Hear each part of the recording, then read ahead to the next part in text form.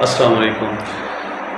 اس سے پہلے جو ہم نے سیشن کیے ہیں ان سیشن کے بارے میں سمجھتا ہوں کہ جتنے بھی سیشن ہوئے ہیں تو ان میں جو بھی ڈیٹیل بیان کی گئی ہے جو سورہ کہف کے بارے میں یا پھر پورٹل کے اور ٹائم ٹریول کے بارے میں، تو وہ ان لوگوں کے لیے تھا کہ جو کہ پہلے سورہ کہف سے واقف تھی یا پھر اس واقعے سے کسی طریقے سے اس واقعے کے بارے میں وہ جانتے تھے، وہ ان کے لیے تھے۔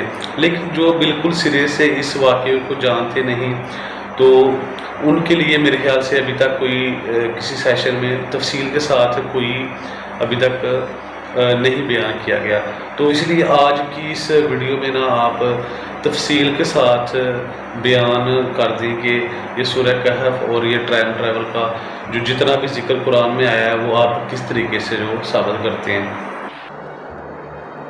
سب سے پہلے تو یہ بات سمجھ لینی چاہیے کہ جو فتنہ دجال ہے اس کا ہر نبی نے بتایا علیہ السلام، ہر نبی نے حضرت نوح سے ہر نبی علیہ السلام جو ہے وہ دجال کی خبر دیتے آئے۔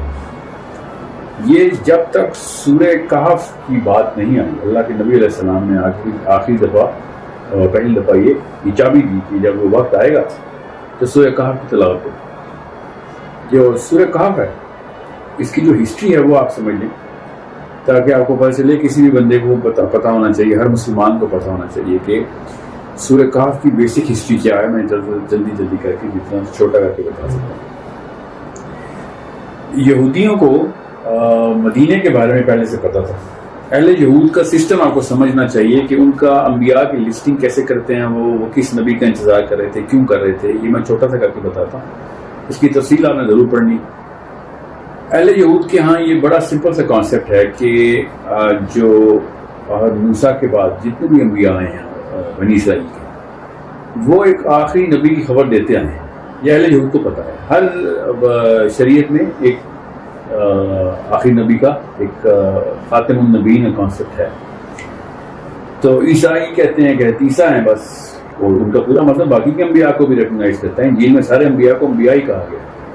بہرحال تو یہودی جو ہیں وہ اس نبی کا ویٹ کر رہے تھے۔ حضرت صفیہ رضی اللہ عنہا جو ہیں ام المومنین، جو دو ٹاپ کے اسکالرز جو تھے اس وقت کے، جو دنیا کے سب سے بڑے ریبائز تھے، ان کی بیٹی اور بھتیجی، انہوں نے اپنی حدیث بھی ریکارڈ بھی کروائی۔ سب صحیح بخاری میں حدیث اسی طریقے سے ہے کہ جب ان کے والد اور ان کے چچا جو تھے، انہوں نے جب پہلی دفعہ اللہ کے نبی علیہ السلام سے پوری طرح آ کے انٹرویو لیا اور پھر آگے گھر آگے کیا بات کی، اس وقت حضرت صفیہ کہتی میں چھوٹی تھی، اتنی چھوٹی نہیں تھی کہ مجھے یاد نہ ہو، مجھے پوری طریقے سے پتہ ہے کیا بات ہوئی تھی، اور انہوں نے اسی طریقے سے وہ ڈائلاگ لکھا۔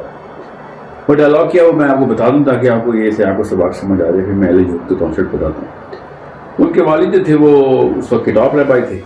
انہوں نے آ کے کہا کہ چچا نے پوچھا کہ دونوں مل کے آئے تھے مگر لوگوں کے سامنے بات نہیں کر سکتے تھے، تو گھر کا دروازہ بند کیا اور کہا کہ کیا سمجھتے ہو تم؟ تو ان کے والد صاحب نے کہا کہ یہ بندہ وہی ہے جس کا ہمیں بتایا گیا۔ اور جو چچا تھے انہوں نے کہا کہ آر یو شور، بالکل صحیح طریقے سے تم نے اس کا اندازہ لگا؟ تو والد صاحب نے کہا ہاں میں بالکل شور کہ وہی ہے۔ اور پھر چچا نے کہا معصوم طریقے سے پوچھا کہ پھر ہم بیعت کر لیں گے اس کو؟ تو ان کے والد نے کہا نہیں، کبھی بھی بیعت نہیں کرتے۔ سمجھ؟ اس کے اوپر اللہ تعالیٰ نے پھر آیت نازل فرمائی کہ یہ تم ایسے ہی پہچانتے ہیں جیسے باپ بیٹے کو پہچانتے ہیں۔ اس آیت کا یہ سیاق و سباق ہے۔ اور کیوں نہیں انہوں نے کیا، یہ ایک الگ بحث ہے، اس کا دجال سے اتنا تعلق نہیں ہے، وہ ایک کسی اور دن کریں گے ہم۔ میں آپ کو یہ بتا دوں کہ وہ ڈھونڈ کیا رہے تھے، انہوں نے آگے پوچھا کیا تھا۔ یہودیوں نے مدینے میں آنے کا جو سفر تھا نا وہ اللہ کے نبی صلی اللہ علیہ وسلم سے بہت پہلے کا کر رکھا تھا۔ یہ سلمان پارسی کے قصے سے بڑی تفصیل سے پتہ چل جاتا ہے کہ سلمان پارسی جو تھے وہ غلام بنا لیے گئے تھے اور ایک یہودی کے ہاں ہی کام کرتے تھے، اور وہاں سے ان کو خبر ملی کہ یہودیوں کے ان کے جو مالک تھے اس کو خبر آئی کہ وہ ایک نبی کا اعلان ہو گیا۔ وہ بڑے ایکسائٹیڈ ہو کے گئے تھے اللہ کے نبی صلی اللہ علیہ وسلم کے پاس، اور جا کے انہوں نے پوچھا کیا تھا اللہ کے نبی صلی اللہ علیہ وسلم سے۔ انہوں نے جا کے پوچھا، میں اسی طرح بتاتا ہوں آپ کو، پھر بعد میں اس کی تفصیل کروں گا۔ انہوں نے کہا کہ سورہ کہف سناؤ۔ اب انہوں نے کہا نہیں ہے کیونکہ سورۃ تو نازل ہی نہیں ہوئی تھی، مگر انہوں نے جو 3 سوال کیے اس کے جواب میں اللہ تعالیٰ نے سورہ کہف نازل فرمائی۔ اب یہ بہت غور سے سننا ہے آپ نے۔ اب انہوں نے کہا کہ روح کیا ہوتی ہے وہ بتاؤ. نمبر دوسرا سوال ہے ذوالقرنین کا قصہ بتاؤ. اور نمبر تیسرا سوال ہے اصحاب کہف کی تفصیل بتاؤ. اور سمجھنے والی بات ہے کہ یہودی نے یہ سوال کیوں کیا تھا فرسٹ انٹرنس. اب اسے تھوڑا سا پہلے آ جائیں کہ وہ مدینے میں پہلے ہی کیوں آئے ہوئے. ہمیں یہ تفصیل پتہ چل جاتی ہے اسلامک ٹیکسٹ کے ساتھ کہ یہودیوں کو اپنی کتب میں یہ بتایا گیا تھا بڑا کلیئرلی کہ نشانیاں کیا ہیں اس جگہ کی جہاں پہ نبی نے آنا. یہ بھی پتا تھا کہ وہ نشانی کیا ہے اس نبی کی جس نے آنا. ٹھیک ہے, یہ ہمیں حضرت سلمان فارسی کے قصے سے بہت اچھی طریقے سے صاف صاف سمجھ میں آ رہی ہے کہ عیسائیوں کو بھی پتا تھا کہ اللہ کے نبی صلی اللہ علیہ وسلم نے آنا. اب میں بھی اس تفصیل میں بھی نہیں جاؤں گا, یہ بھی آپ کو سیدھا پڑھنی پڑے گی. میں اس وقت دجال کے کانٹیکس میں بتا رہا ہوں کہ ہمیں یہ پتا ہے کہ اصفہانی یہودیوں میں سے دجال میں آنا, یہ حدیث ہے. پھر لد پہ اس کا مقابلہ ہونا ہے عیسیٰ علیہ السلام سے, وہ بھی اسرائیل میں. یہودیوں کی طرفداری کرنی ہے اس نے, یہ بھی ہمیں پتا ہے. یہ اس لیے میں آپ کو سب کچھ بتا رہا ہوں کہ ہمیں یہ پتا ہو کہ اہل یہود کا کانسیپٹ کیا تھا. وہ اس نبی کا ویٹ کر رہے تھے, ان کو اس جگہ کی بھی نشانیاں پتہ تھی کہ وہ دو والکینوز کے بیچ میں ایک ایسا باغ ہے پام ٹریز کا, اس کے بیچ میں ایک شہر ہوگا, فلاں فلاں اور بھی بڑے معاملات ہیں. مگر ہم اس کو بہت ہی بس کیجولی دیکھ لیتے. ہمیں یہ نشانی پتہ ہونی چاہیے کہ دجال نے یہودیوں کی سائڈ کیوں نہیں, یہ پتہ ہونا چاہیے. یہودی ہمیشہ سے اس نبی کا ویٹ کرتے ہیں, اور یہاں تک کہ وہ جس بندے کو بھی شائبہ ہوتا تھا کہ یہ ہے, اس پہ جا کے وہ پھر سورہ کہف کی تلاوت مطلب ہے کوشچن کرتے ہیں. سو یہ دجال کی کوئز ہے, دجال کو ٹیسٹ کیا جائے. دجال تو ہم کہتے ہیں, وہ مسیح کہتے ہیں کہ مسیح کا ٹیسٹ کرائٹیریا تھا کہ جس کو یہ ٹیکنالوجی پتا ہوگی, اس ٹیکنالوجی کے بارے میں علم ہوگا, تو وہ ہمیں پھر بچا کے دنیا کی سرداری دے دے گا. یہی ہے ان کا بیسک مذہب.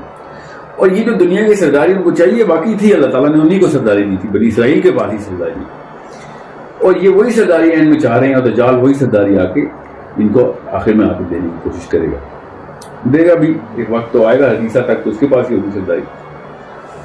تو پوائنٹ یہ کہنے کا کہ جو اہل یہود کا کانسیپٹ ہے نا نبوت کا, آخری ختم النبیین کا, وہ بہت احتیاط سے سمجھنے کی ضرورت ہے. اس سے ہمیں پتہ چلتا ہے کہ سورہ کہف کی کیا ویلیو ہے. تو سورہ کہف کے لیے اہل یہود کے پاس پہلے سے علم کیا تھا کہ اصحاب کہف کے ساتھ کیا ہوا. ہم یہ سوچتے ہیں کہ انہوں نے یہ کہا کہ اگر تم نبی ہو تو تمہیں اصحاب کہف کا پتہ ہوگا, تو اس کا یہ مطلب ہے کہ تعداد پتہ ہوگی اور وہ واقعہ سٹوری پتہ ہوگی. سٹوری میں تو کوئی ایسی بات نہیں.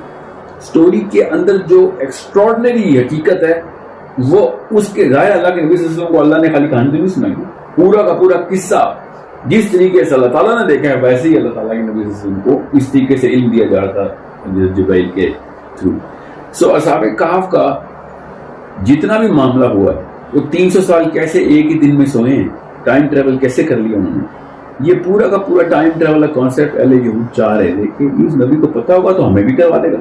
اس کا ثبوت یہ ہے کہ اللہ تعالیٰ کے نبی صلی اللہ علیہ وسلم نے دجال کی پہلی نشانیوں میں سے ایک نشانی بتائی ہے کہ وہ ٹائم کو سٹریچ کرے گا, ایک دن اس کا 1 سال کا ہو, اس کا ایک دن 1 سال کا ہو. اصحاب کہف کا ایک دن 300 سال کا تھا, سمجھ رہے. اگلا دن ماہ کا ہوگا, پھر اگلا دن ہفتے کا, پھر اگلا دن 1 دن کا ہوگا. یہ پورا اصحاب کہف کا ہی ایک ٹیکنالوجیکل ایسپیکٹ ہے. وہ کیا ٹیکنالوجی ہے, ظاہر ہے وہ سائنس کی ٹیکنالوجی تو نہیں ہے, وہ بیسکلی تو ٹوٹلی کی ٹیکنالوجی لگتی ہے. سو اہل یہود وہ وسیع ڈھونڈتے آئے اور انہوں نے کہا کہ ہمیں بتاؤ اگر تو تم نبی ہو تو پھر تمہیں ان 2 چیزوں کا پتہ ہو. دوسری کیا چیز ہے, ذوالقرنین. ذوالقرنین کا جو کانسیپٹ ہے وہ بھی سورہ کہف میں اسی طریقے سے تفصیل کرتا ہے. اور ذوالقرنین نے بھی اب 2 پورٹلز کھولی ہیں اور 3 الگ الگ ایکسٹرا ٹیرسٹریل معاملات کر کے انٹر گلیکٹک سفر کرتا تھا. اور یہی وہ چاہتے ہیں.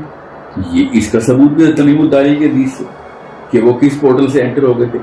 یہ مسلمانوں کی پتہ نہیں کیوں سائیکالوجی میں بتایا نہیں گیا کہ ہر بندے کو پتا ہے کہ دجال نے حدیث کے تھرو اینڈ آف ٹائم میں آنا ہے. قیامت کی نشانیوں میں سے ایک ہے دجال. تو اینڈ آف ٹائم میں آنا ہے, تو تمیم الداری تو اینڈ آف ٹائم میں نہیں تھے نا, وہ تو اللہ کے نبی صلی اللہ علیہ وسلم نے. تو پھر وہ ان کو کیسے مل گئے؟ یہ تو پھر ارلی ٹائم میں آنا تھا نا. نشانی تو یہ ہے ہی نہیں کہ ارلی ٹائم میں آنا, نشانی تو آخری کے ٹائم میں آنا. اس کا مطلب ہے کہ اس نے وہ ٹائم ٹریول کیا ہوا. اس کا مطلب یہ ہے کہ یہودی واقعی اس ٹائم ٹریول کو تو پرکھنے کے لیے آتے ہیں. اگر تو ہے تو تجھے پتا ہونا چاہیے کہ پھر وقت کے ساتھ کیسے کھیلتے ہیں. یہ بڑے اطمینان سے سوچنے والی باتوں میں سے ایک ہے کہ اہل یہود کے اندر یہ جو نبی کا انتظار ہے اور ان کے ان سوالوں کے اندر کیا ایسا راز چھپا ہوتا ہے وہ سورہ کہف بتاتی ہے. اسی لیے امام نووی نے کہا ہے, امام نووی نے بڑے احتیاط سے الفاظ کا استعمال کیا ہے کہ جو سورہ کہف کے اندر غور کرے گا اس کو وہ نشانیاں مل جائیں گی جو دجال کے وقت اس کو بچائیں گی. یہ بات کے جو صحابہ کے بعد جو دور گزرا ہے, صحابہ کے فوراً بعد, ان سب کو یہ باتیں ایسے ہی پتہ تھی جیسے میں اس وقت کر رہا ہوں.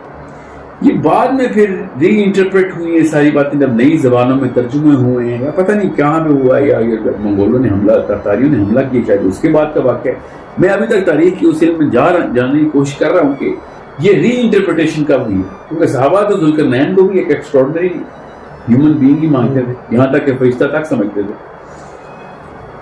اور اصحاب کہف کے بارے میں بھی کسی اور رائے کا انتخاب کیا اور صحابہ کرام نے. بہرحال یہ ہے کانٹیکسٹ کہ اللہ کے نبی صلی اللہ علیہ وسلم نے جب ارشاد فرمایا کہ دجال کے وقت سورہ کہف پڑھنا, تو وہی سورہ کہف یہودیوں نے جو پوچھی تھی اس کو اسی طریقے سے وہیں پہ لنک کریں. یہ وہاں لنک آئے گا تو بہت بہتر طریقے سے سمجھ آ رہی ہے کہ دجال کا تعلق تو جو پہلی 10 آیتوں کا تعلق ہے وہ تو عیسائیوں کے ساتھ ہے. یہودی تو اللہ کا بیٹا نہیں مانتے. پہلی 10 آیتیں تو بیٹا کے بارے میں سورہ کہف کی جو پہلی 10 آیتیں, مگر دجال کے ساتھ یہودیت کو اٹیچ کر دینا اسلامی سائیکالوجی کے اندر یہ کتنی بڑی کرٹیکل کی ہے ہمارے لیے کہ ایسا کیا کرے گا. اب میں نے چونکہ بائبل پڑھی ہے اور اسپیسیفکلی اس کانٹیکس میں نے تینوں ورژن پڑھ لیے, تو بائبل یہ کہتی ہے کہ دجال جو ہے وہ اینٹی کرائسٹ سے کہتے ہیں. وہ شروع میں تھرڈ ٹیمپل کے اندر اپنا کنگڈم کریٹ کرتے ہیں جہاں تک کہ وہ اس قسم کے کام کرے گا کہ سارے کے سارے اس کے تابع ہوں گے till he commits the one sin that is never allowed, اور وہ ہے incest.